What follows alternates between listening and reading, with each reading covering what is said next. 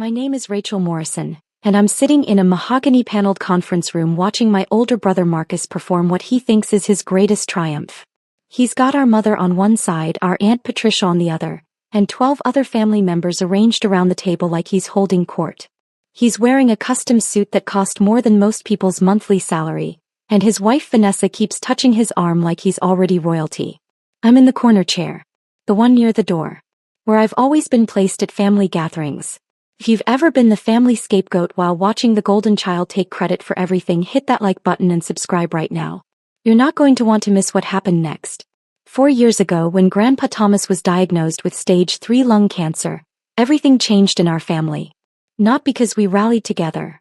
That would have required us to actually function like a healthy family. No, everything changed because suddenly there was an estate worth fighting over. 10 rental properties scattered across 3 counties. Commercial buildings with long-term corporate leases. A portfolio that generated $45,000 in monthly rental income, clockwork regular, for the past 32 years. Marcus saw dollar signs. I saw Grandpa slowly dying and pretending everything was fine. Our family had always worked a certain way. Marcus was the responsible one, the successful one, the one Mom bragged about at church. He had the finance degree from state, the corporate job, the beautiful wife, the right opinions about everything. I was the artsy one. The impractical one. The one who'd dropped out of business school to pursue photography. The disappointment. Mom introduced me at family events as Rachel, who's still figuring things out, even when I was 32 years old. Marcus made it crystal clear how things would go. When Grandpa passes, he told me over coffee 2 weeks after the diagnosis, someone's going to need to manage the estate properly. Someone with actual business experience. Grandpa's not even gone yet, I said. I'm being realistic. You're being emotional. This is why you'll never succeed at anything, Rachel.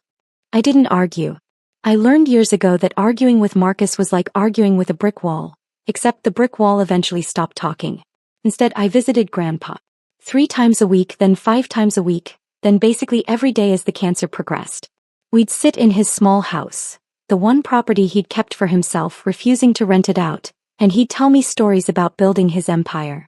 Started with 1 duplex in 1973, he'd say, his voice getting weaker each month. Your grandma and I, we scraped together the down payment.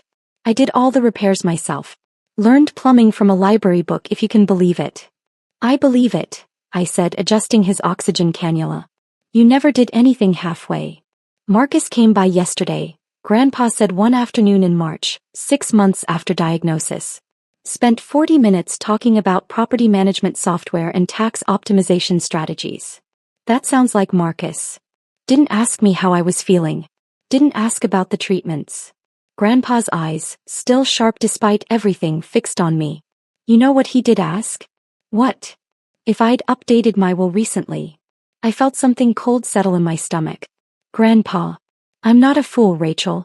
I see exactly what's happening. He reached for my hand, his grip surprisingly strong. You know why I never taught Marcus about the properties? Why I never brought him into the business? Because he never asked? Because he doesn't care about the properties. He cares about the money they generate. There's a difference. Grandpa paused to catch his breath. You, on the other hand. You asked me about Mrs. Chin in 4B when her husband died. You remembered that the Johnsons in the commercial building were celebrating 20 years. You see people, not dollar signs. I just pay attention. Exactly. Grandpa squeezed my hand. I need to show you something. That's when everything changed. Grandpa walked me through, had me will him through, every single property. 10 buildings, 42 rental units, 3 commercial spaces.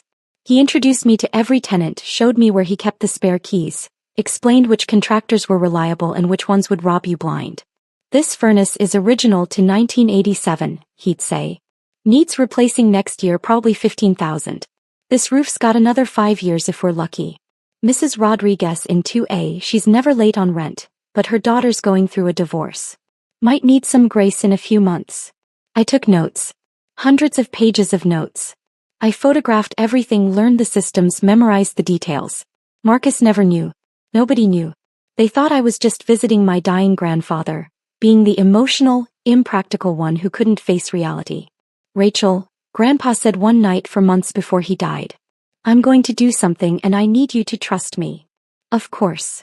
The properties. I'm transferring them. All of them. My heart stopped. To Marcus. To you. I couldn't breathe. Grandpa, I can't. The family will. The family will do exactly what they're already doing. Your mother will side with Marcus because she always has. Your aunt will demand her cut because she thinks she's entitled. And Marcus will threaten lawyers and throw tantrums. Grandpa's expression was calm, resolute. But the properties will be yours. Legally, completely, irrevocably yours. Why? Because you're the only one who'll do right by them. The only one who sees them as homes for people, not just income streams. He pulled out a folder thick with documents. My lawyer's been working on this for 2 months. Everything's ready. We just need your signature. I signed. My hands were shaking so badly I could barely hold the pen, but I signed. The transfers went through quietly. Grandpa's lawyer, Mitchell Chin, was a master of discretion. Property records were updated, deeds were filed, everything was done properly and legally. The monthly rent, all $45,000 of it, started depositing into an LLC account in my name. And I didn't tell anyone. Not because I was hiding it exactly, because I was protecting it. And because, honestly, I wanted to see what would happen. I wanted to see if my family would love me without thinking I was the broke, irresponsible failure. Spoiler alert, they didn't. Grandpa died on a Tuesday in November. Peaceful at home with me holding his hand. His last words were, "You're going to be just fine, kiddo. Better than fine." The funeral was a circus. Marcus gave a eulogy about Grandpa's business acumen and legacy. Mom cried dramatically. Aunt Patricia complained about the flower arrangements. I sat in the back and said nothing. Drop a comment and let me know where you're watching from tonight. 3 days after the funeral, Marcus called the family meeting. Estate matters need to be settled, he announced. We're meeting at Mitchell Chen's office next Thursday. Everyone needs to be there. I showed up in jeans and a sweater. Marcus was in his power suit. Mom wore her funeral pearls. Aunt Patricia brought her husband Gerald, who immediately started talking about how he'd always helped Grandpa with business advice. That was a lie. Gerald was a dentist who'd never managed anything more complex than his own practice. Mitchell Chen's conference room was designed to intimidate. Floor-to-ceiling windows, leather chairs, law books lining the walls. Mitchell himself was 73, sharp as a tack, and had known Grandpa for 40 years. Marcus didn't wait for Mitchell to start the meeting. He stood up like he was chairing a board meeting, pulled out a leather portfolio and smiled at everyone. "I want to thank you all for coming," he said, like he'd organized this instead of just demanding everyone show up. "Grandpa Thomas left behind a significant estate, and it's important we handle this properly." "Marcus," Mitchell said quietly, "perhaps we should." "I've spent the last 3 days reviewing the properties," Marcus continued, ignoring him completely. 10 buildings, 42 units, stable cash flow. Grandpa built something remarkable, and it's our responsibility to honor that legacy. Mom nodded approvingly. Aunt Patricia whispered something to Gerald. I sat perfectly still. "Now, I know Grandpa never officially named an executor," Marcus said, which was interesting because Mitchell's expression said that wasn't true at all. "But I think we can all agree that this estate needs professional management. Someone with actual business experience." "Marcus has always been so responsible," Mom chimed in. "Ever since he was a boy. I've already spoken with several property management firms," Marcus continued. "And I've had my accountant run preliminary numbers on tax optimization strategies. Conservative estimates put the annual net income around $400,000, assuming we raise rents to market rate and cut unnecessary maintenance costs." I watched him. His confidence was absolute. He genuinely believed this was already his. "Now, obviously, there will be distributions to family members," Marcus said generously. "Mom, Aunt Patricia, even Rachel will receive something. But the responsible thing, the thing Grandpa would have wanted, is for the properties to be managed by someone who won't run them into the ground." Vanessa, his wife, actually started a slow clap. I'm not kidding. She started clapping like he just delivered the Gettysburg Address. "So here's what I'm proposing," Marcus said, pulling out a document. "I'll take ownership of the portfolio. In exchange, I'll provide annual distributions to family members. Mom gets $20,000 a year. Aunt Patricia gets 15. Rachel gets 10, assuming she demonstrates financial responsibility. 10,000. From an estate generating 45,000 monthly." "Marcus," I said quietly. It was the first word I'd spoken. He looked at me like he'd forgotten I was there. Rachel, I know this seems complicated, but trust me. This is what's best for everyone. I'm sure you believe that. I've already had my lawyer draft the paperwork, Marcus said, sliding the document toward Mitchell. It's all very straightforward. We can probably have everything finalized by next week. Mitchell didn't touch the document. He was looking at me. Mom jumped in. Rachel, honey, this really is for the best. You're not equipped to handle something this complex. Marcus has the experience, the education. The responsible sibling gets it all, Marcus announced, standing up straighter. All 10 properties generating $45,000 in monthly rent. This is about legacy. This is about competence. That's when Mitchell Chin stood up. Interesting, he said, his voice carrying that particular tone lawyers use when they're about to destroy someone's world. Because the deeds were transferred 4 years ago. The room went silent. Marcus blinked. What? The properties, Mitchell said, opening his own folder. They were transferred out of Thomas Morrison's name in March 2021. All 10 buildings, all 42 units, all 3 commercial spaces. Mom's face went pale. That's not possible. Dad wouldn't. I handled the transfers myself, Mitchell continued. All properly filed with the county recorder's office. All legal, all documented. Marcus was shaking his head. No, that's not, I would have known. I've been managing the maintenance, I've been filing the expense reports. That's actually another interesting point, Mitchell said. Those maintenance receipts you filed with the estate? The ones claiming you've been managing the properties and spending your own money on repairs. Hit that subscribe button if you've ever had to set boundaries with toxic family, because what happened next changed everything. Marcus had gone very still. What about them? They're fraudulent. Mitchell pulled out another folder, this one much thicker. Every single receipt, every invoice, every claim of expenditure, all fabricated. And we can prove it. That's ridiculous, Marcus said, but his voice had changed. The confidence was cracking.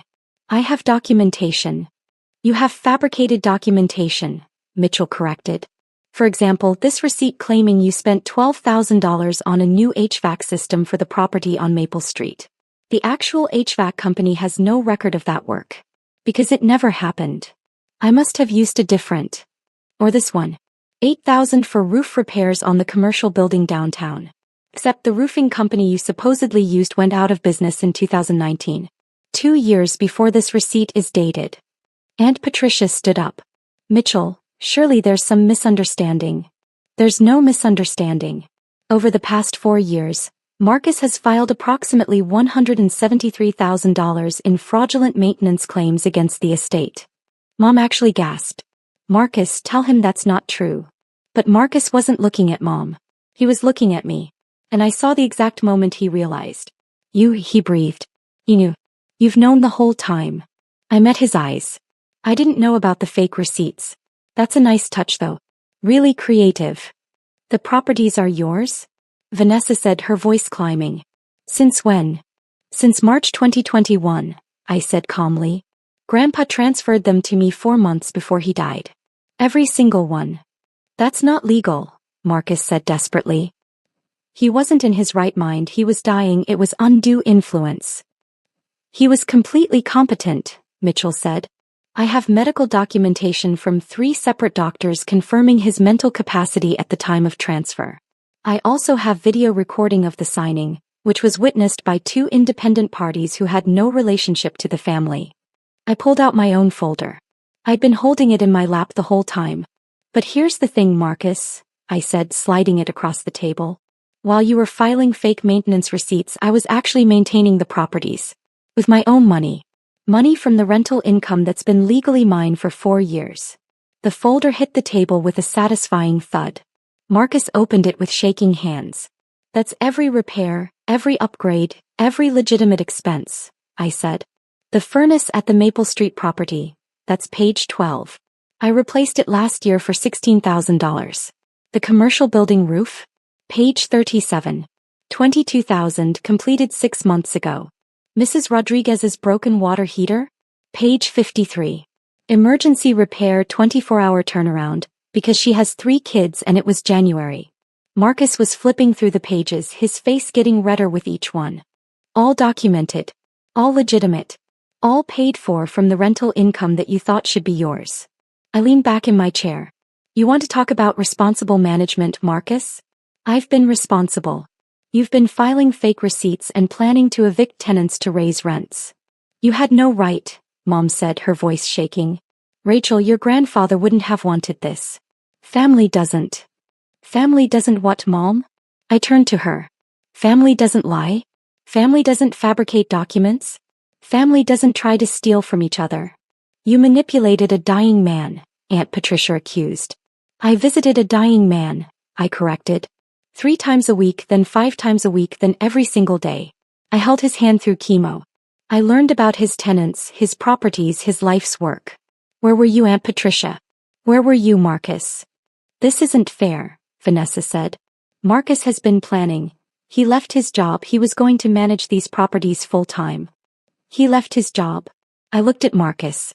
When? His jaw clenched. 2 weeks ago. I gave notice after the funeral. So you quit your 6-figure job to manage properties you didn't own and hadn't bothered to verify were actually part of Grandpa's estate? I shook my head. That's not business acumen, Marcus. That's stupidity. You smug little, Marcus started. Mitchell cleared his throat. There's more. Marcus's head snapped toward him. More. The fraudulent receipts constitute attempted theft by deception. Given the amounts involved, over $170,000, we're talking felony charges. Mitchell's expression was professionally neutral, but I could see the satisfaction underneath. He'd loved Grandpa. I'm obligated to report this to the authorities. You can't be serious, Mom said. Mitchell, we've known each other for years. Which is exactly why I take this so seriously, Linda. Thomas was my friend. What Marcus attempted to do here isn't just unethical. It's criminal. Marcus stood up so fast his chair fell over. I'm not going to sit here and be accused of crimes by my own sister. Then leave, I said simply. You're not needed here anyway. You never were. That's when the door opened. 2 people walked in. A man and a woman, both in business suits, both carrying badges. Marcus Morrison, the woman said. Marcus went white. Who are you? Detective Sarah Chin, Fraud Division. This is Detective James Rodriguez. She looked at Mitchell. We got your call. Call? Mom's voice was barely a whisper. I contacted the authorities this morning, Mitchell said. After reviewing the fraudulent documentation Mr. Morrison attempted to submit as legitimate estate claims. Detective Chin approached Marcus. Mr. Morrison, we need you to come with us. We have some questions about financial documents you've filed over the past 4 years. This is insane, Vanessa said, grabbing Marcus's arm. You can't just arrest him. We're not arresting him, Detective Rodriguez said. Yet. But we do need to talk about approximately $173,000 in fraudulent claims. Marcus looked at me. Actually looked at me maybe for the first time in 30 years. You're destroying the family. No, I said quietly. I'm just declining to be destroyed by it. He tried to say something else, but Detective Chin was already guiding him toward the door. Vanessa followed, her heels clicking frantically on the marble floor. The door closed. The silence that followed was deafening. Mom was crying. Real tears this time, not the performative ones from the funeral. How could you do this, Rachel? To your own brother. How could I? I stared at her. Mom, he tried to steal properties that Grandpa legally gave to me. He fabricated nearly $200,000 in fake expenses. He was planning to raise rents on families who've lived in those buildings for decades. And you're asking how I could do this? He's your brother, she whispered. And yet he never treated me like his sister. I stood up. I'm done begging for a place at this table. I'm done being the family disappointment while watching Marcus get praised for basic human functioning. I'm done. Aunt Patricia found her voice. You'll regret this. When you need family. I have family, I interrupted. I have Mrs. Chin in 4B who sends me homemade dumplings every Chinese New Year. I have the Johnsons who invited me to their daughter's wedding. I have 42 households who actually appreciate what I do for them. I looked at her. What I don't have is relatives who value me. And honestly, I'm okay with that. I picked up my folder and walked toward the door. Rachel, Mitchell called. You'll need these. He handed me another folder. Updated documentation for all 10 properties. Everything's in order. The LLC is generating excellent returns, by the way. Your grandfather would be proud. Thank you, Mitchell. One more thing. He lowered his voice. The fake receipts. I noticed them about a year ago. I've been building the case ever since. Your grandfather asked me to watch out for you. This is me keeping that promise. I hugged him. Actually hugged him right there in the conference room while my mother sobbed and my aunt glared. Then I left. The fallout was immediate and spectacular. Marcus was charged with attempted fraud and theft by deception within 48 hours. The local newspaper ran a story. Finance professional charged in elaborate estate fraud scheme. His LinkedIn profile disappeared. His wife's Facebook went private. Mom called me 17 times that first day. I didn't answer. She left voicemails ranging from pleading to angry to desperate. You're tearing this family apart, she said in message number 12. Your grandfather would be ashamed. I finally called her back on day 3. Grandpa knew exactly what he was doing, I said. He knew Marcus would try exactly this. That's why he transferred everything 4 years early. That's why he had everything documented. He was protecting his legacy from people who saw it as a cash grab. You poisoned him against his own family, she accused. No, Mom. I visited him while he was dying. There's a difference. I took a breath. You're welcome to be part of my life. But only if you can accept that I'm not the failure you've always treated me as. Otherwise, we're done. She hung up on me. She hasn't called back. Aunt Patricia tried a different approach. She showed up at my apartment with a casserole and an apology that lasted exactly as long as it took her to ask for $20,000. Just to help with Gerald's practice expenses, she said. No, I said. But we're family. Then act like it. Start with not demanding money from the niece you've ignored for 30 years. She left without the casserole. Marcus's case went to court 6 months later. The evidence was overwhelming. Fake receipts, fabricated invoices, forged signatures. His lawyer tried to argue emotional distress, grief-induced poor judgment, financial pressure from unemployment. The judge wasn't impressed. 18 months in minimum security, 5 years probation, full restitution to the estate.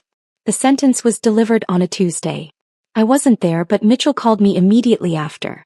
Justice, he said simply. Vanessa filed for divorce before Marcus even started his sentence. She'd already moved in with her personal trainer. The irony wasn't lost on anyone. The properties thrived. I replaced 2 more roofs, upgraded 3 kitchens and installed energy-efficient windows in the commercial building. Rent stayed stable. No increases unless absolutely necessary and always with 6 months' notice. Mrs. Rodriguez in 2A sent me a Christmas card. Thank you for understanding when Sarah moved back home, she wrote. Most landlords would have evicted us. You gave us grace. That card is framed in my office. A year after the estate meeting, I got a call from an unknown number. Rachel Morrison? A professional voice, female, confident. Speaking. My name is Jennifer Wu. I run a property management firm downtown. I've been hearing about how you've been managing the Morrison properties and I'm impressed. Thank you. I'm expanding my business. I need someone who sees properties as homes, not just assets. Someone who understands tenant relationships matter more than maximum profit extraction. She paused. I'd like to offer you a consulting position. 20 properties to start, $60,000 retainer, profit sharing on renovations you oversee. I took the job. 2 years after that, I bought 3 more properties. Fixed them up, rented them to families who needed a break, managed them the way Grandpa taught me. The business grew. The consulting expanded. Last month, Jennifer offered me a full partnership in her firm. You've changed how we operate, she said. Tenant retention is up 40%. Referrals are through the roof. You were right. Treating people like people instead of income streams actually makes better business sense. If you've ever had to walk away to save yourself, tell me your story in the comments. What would you have done?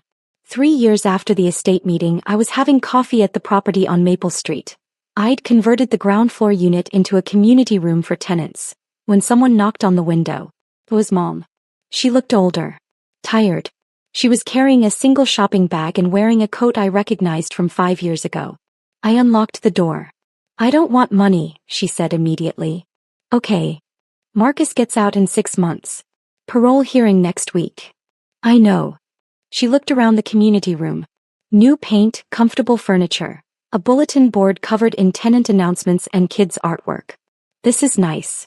The tenants like it. Mrs. Chin teaches Tai Chi here on Sundays. The Johnson kids do homework here after school. Mom sat down without being invited. I was wrong. I waited. About Marcus. About you. About everything. Her hands twisted in her lap. I thought success looked like his finance degree and corporate job. I didn't see that you were building something real. Something that actually helps people. Why are you here, Mom? Because I miss my daughter. Not the daughter I wanted you to be. The daughter you actually are. She looked up. I know I don't deserve forgiveness. I know I enabled Marcus, dismissed you, treated you like you were less. I can't change that. But I'm asking anyway. I sat down across from her. What happened to standing by Marcus no matter what? I visited him in prison last month. Do you know what he said? She laughed bitterly. He blamed me. Said I pressured him, created unrealistic expectations, made him feel like he had to be perfect. Blamed everyone but himself. Sounds like Marcus. It does, doesn't it? Mom wiped her eyes.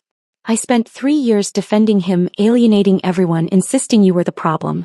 And he blamed me the first chance he got. What do you want from me, Mom? Nothing. Everything. A chance to know my daughter. To apologize properly, not just with words but with time and effort and actually showing up. She met my eyes. I know that might not be possible. I know I burned that bridge. But I had to try. I thought about Grandpa. About his lessons on grace and boundaries. About Mrs. Rodriguez and second chances. Tuesday mornings, I said. Coffee here 9 a.m. We talk. Actually talk, not perform for each other. That's it. That's the start. You show up consistently for 6 months, we'll talk about more. You miss more than 2 without legitimate excuse, we're done. And you never ever ask me to reconcile with Marcus or minimize what he did. Deal. She started crying again. Thank you, Rachel. Thank you for showing up. She did. Every Tuesday for 6 months, then a year, then 2 years. We rebuilt something. Not what we had, that was broken from the start. Something new. Something honest. Marcus got out of prison and immediately tried to contact me through social media. His message was 3 paragraphs of self-justification ending with a request for $50,000 to get back on his feet. I blocked him and didn't think about it again. Last month, Grandpa's birthday, I visited his grave. Brought his favorite whiskey and poured a little on the ground. The properties are doing great, I told him. 42 families safe and stable. 3 more buildings added. Community programs in 4 locations. Mrs. Chin says hi. The wind rustled through the trees. Marcus is out. I haven't seen him. Don't plan to. Mom and I are talking. Carefully but talking. I smiled. You were right, Grandpa. About all of it. The properties aren't just buildings. They're homes. And that matters more than maximum profit. I could almost hear him agreeing. You taught me to see people. To value stability over extraction. To build something that lasts. I stood up. I'm doing that. Every day. 442 families and counting.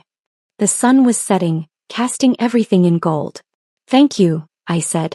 For trusting me with your legacy. For seeing who I actually was instead of who everyone wanted me to be. For giving me the tools to build something real. I walked back to my car, a practical Honda because some things don't change, and drove to the Maple Street property. Tuesday Tai Chi was just ending and Mrs. Chin waved at me through the window. 42 families. A growing business. A relationship with my mother that was finally honest. A life built on the foundation Grandpa created, expanded with lessons he taught me. Marcus wanted the empire handed to him. I earned it, building by building, family by family, choice by choice. Paper beats promises every single time. And sometimes, the family scapegoat turns out to be the only one who actually understood what family means.